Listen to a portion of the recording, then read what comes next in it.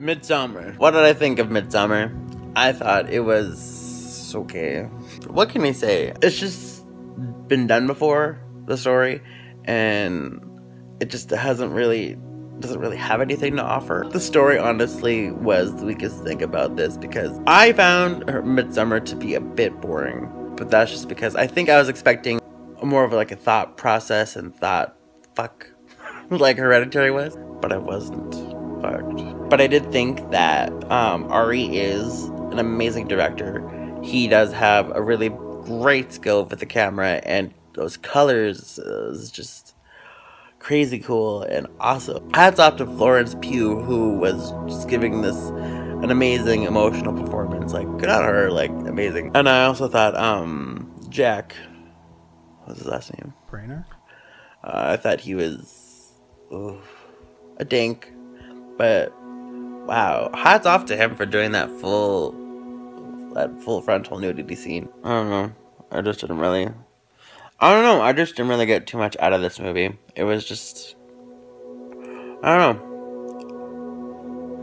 boring. It didn't really have anything for me. The movie does have a lot of foreshadowing, especially with all, like, the paintings on the wall, the writings on the wall. But I just thought that Hereditary, for me, was the better movie between these two. I don't know, there's just something boring about mIDSOMMAR. And as disturbing as people were saying it was, I wasn't really that disturbed. What does that say about me? Cast was great. Everybody was fantastic. I mean, I wasn't really as affected by it as I thought it was gonna be. But, the movie did have a few highlights for me.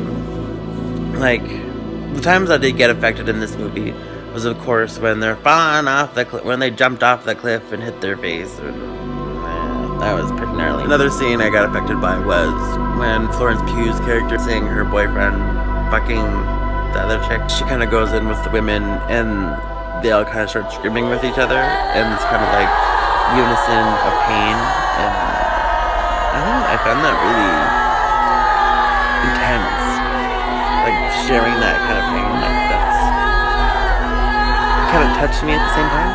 And same thing with like the very end when they were burning the barn down, and those guys were like screaming, and everybody outside the barn was screaming in unison, and it was a pretty crazy ass ending. That's when I knew, like, this was a breakout movie.